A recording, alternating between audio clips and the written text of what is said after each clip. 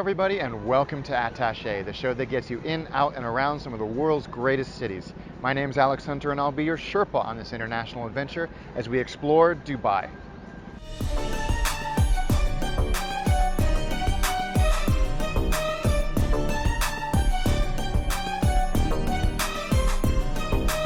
This is a place that, on paper, seems impossible. Just 25 years ago, Dubai was a desert outpost, a refueling stop for flights from Europe to the Far East. But now look at it, the place has erupted into a regional and international powerhouse on every level. There are skyscrapers everywhere. There are 5, 6, even a 7-star hotel. There are malls. The infrastructure, transport is all world class. This is a place that defies reality. Travel and transport are huge components of Dubai's economy, with the airport alone making up 27% of its GDP. So it's no surprise that the airport is really representative of Dubai's go big or go home attitude. The third busiest airport in the world.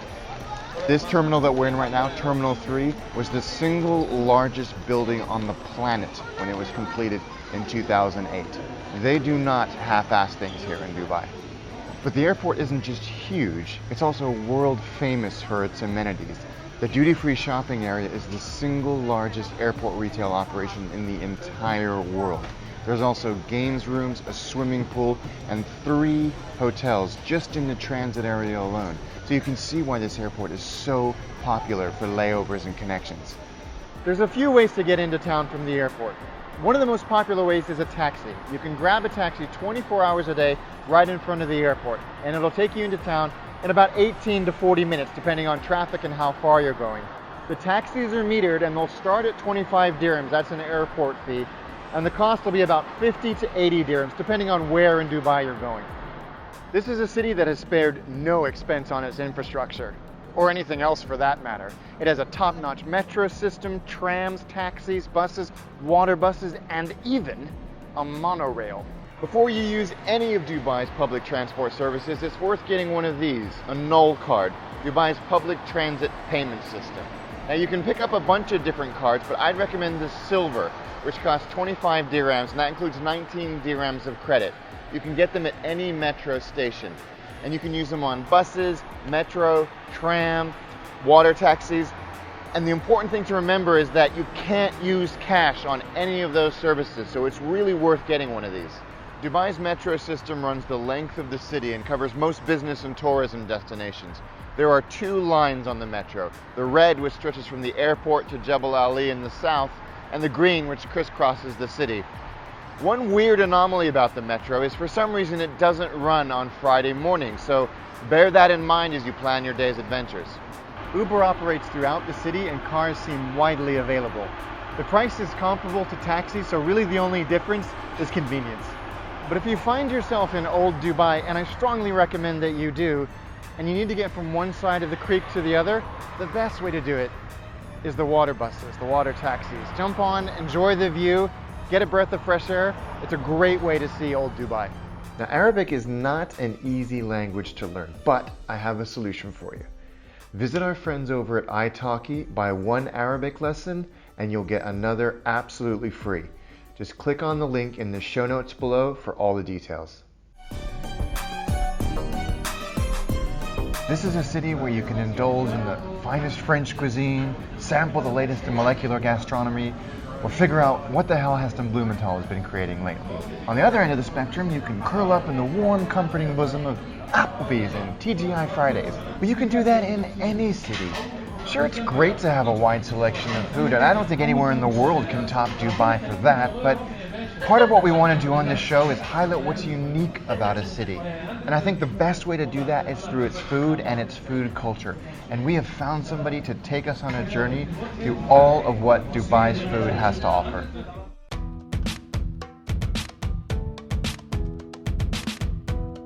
So I am so glad that we had this opportunity to hang out with Arva, who runs not only the best food blog in Dubai by a country mile, but Frying Pan Adventures, which is well, why don't you tell us what it is? Because it sounds amazing. Like, it's basically an eating tour, which is the greatest thing I've ever heard in my life. Yeah, so essentially it's a food tour. We take people from restaurant to restaurant, sampling different dishes. But then we realized that food is actually a way of opening up so many different cultures, all of the different kinds of cultures that have made Dubai their home. I mean, it's when you say a melting pot, the only way that I think you can taste that melting pot is if you actually stretch your hand out and dip it into some of old Dubai. Because Dubai is sort of an extraordinary amalgamation of culture, kind of either new arrivals or pan-generation. Right. And they all seem to have brought elements of their food culture with them. So you have this extraordinary mix. When you say you bring people to this part of town, where are we? What is this? Sure. So this is one of the many restaurants that we feature across our experiences. It's called Beit Al-Kadim, which means the old house. And the restaurant itself is actually not that old, but what it's built on is over a century old. Amazing.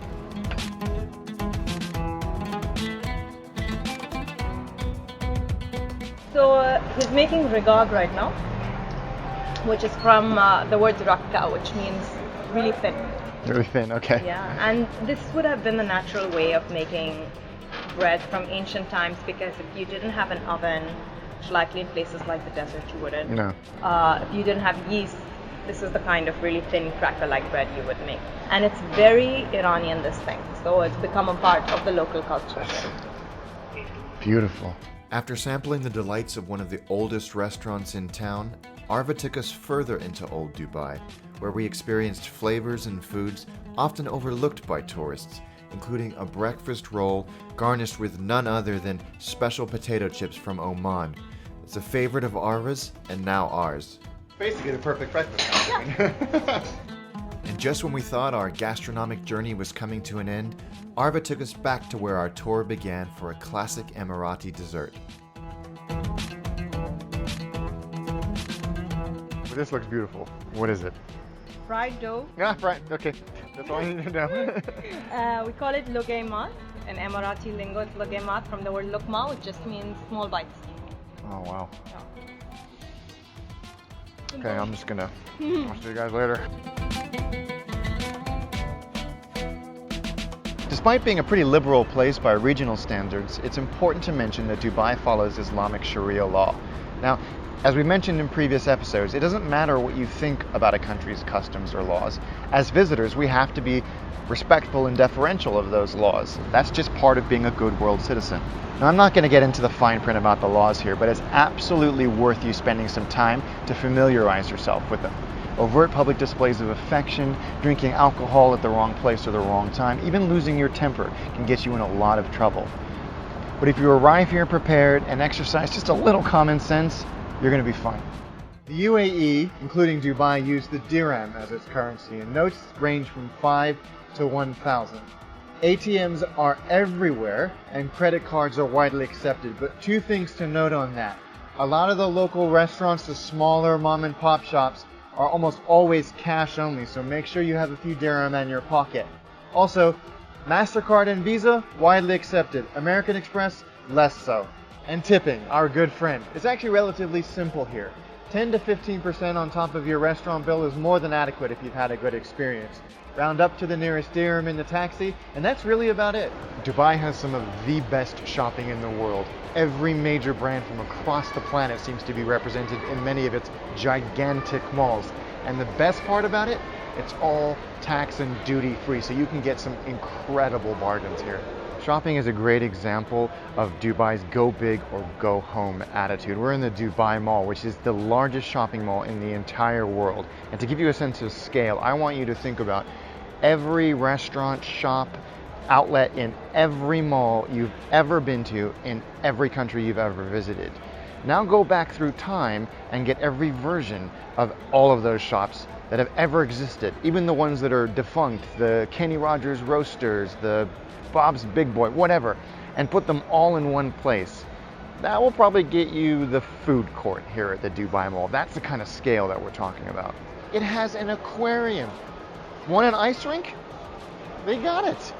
An actual ice rink in the middle of a shopping mall.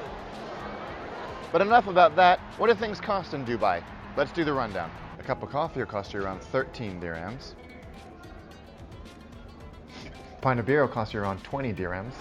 And for the most reliable indicator of a nation's cost, the good old Big Mac, you're going to pay about 13 dirhams, or around £2.35.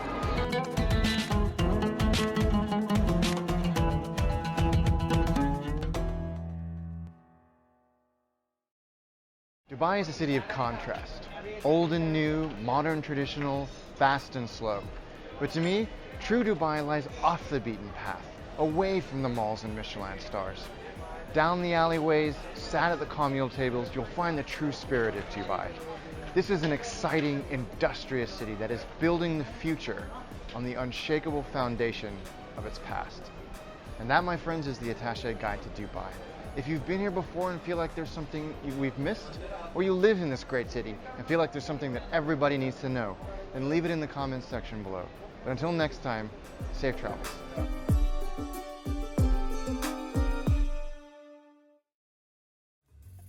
Thanks to our friends at Emirates for getting us to Dubai in style. Visit emirates.com for more.